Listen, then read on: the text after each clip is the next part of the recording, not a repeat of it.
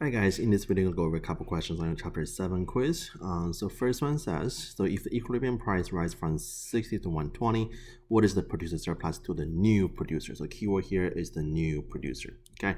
So normally the producer surplus at 60 on this triangle here, that's your producer surplus. And when the price goes to 120, the new producer surplus will be this big triangle here, right? So it's a bigger area because the price goes up, producer is better off, so you have a bigger producer surplus.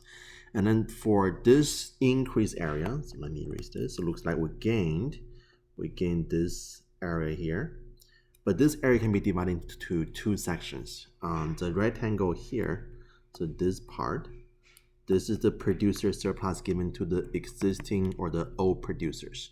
So people who sell this good before when the price is 60, when the price goes to 120, they will still sell this good, but now they gain extra surplus, and that area is represented by the rectangle. And then the triangle to the end, so this little triangle here, these are the new producers.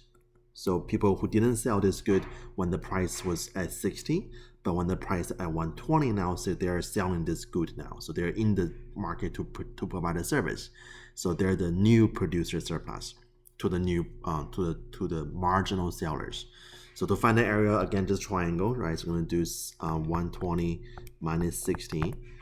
That's your vertical difference times the horizontal difference. That will be from 160 to 80, and then divided by 2, and that will give you the answer. Okay.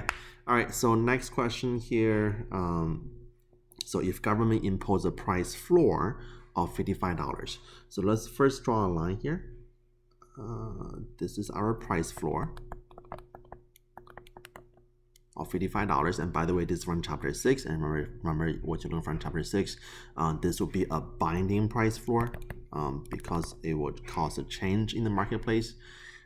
So price wouldn't be at 45 anymore, price would go up to 55. And then this difference on top, that is our surplus. So we couldn't sell everything at $55 and company produced too much, consumer don't buy enough, and we'll have some surplus left in the market. Then the total surplus be how much, will be which area. Okay, so let's label each one. So you first start with your consumer surplus.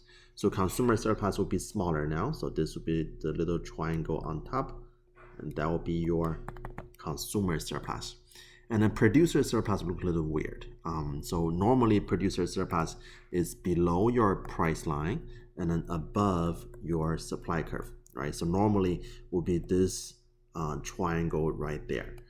But don't forget we have this surplus on top, right? So surplus means company wouldn't sell this good. And you can also think surplus as the company's profit. So if you're a company and then you overproduce something, you cannot sell everything you have. Do you get a profit out of your surpluses, the stuff you don't sell? You don't, right? So that's why your producer surplus, given this situation, wouldn't be the entire big triangle.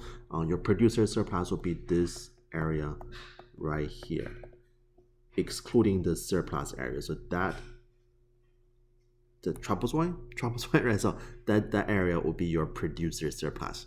And later on for chapter 8, chapter 9, you're going to also learn that this triangle here is something called dead weight loss. But that's for different chapter. Okay. All right. So the total surplus will just be the green triangle on top, and then the trapezoid at the bottom. So there are a couple ways to do it. So you can do it separately. You can find out what is the triangle on here, what is the triangle here, and then find out what the rectangle in the middle, and then add the 3 areas together. That will give you the answer.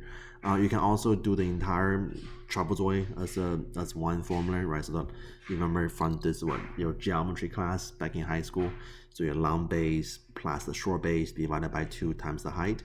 So the long base is from 65 to 15.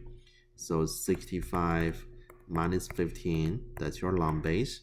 And then plus your short base will be from 55 to 30, right? So 55 minus 30, that's your short base, and divided by 2,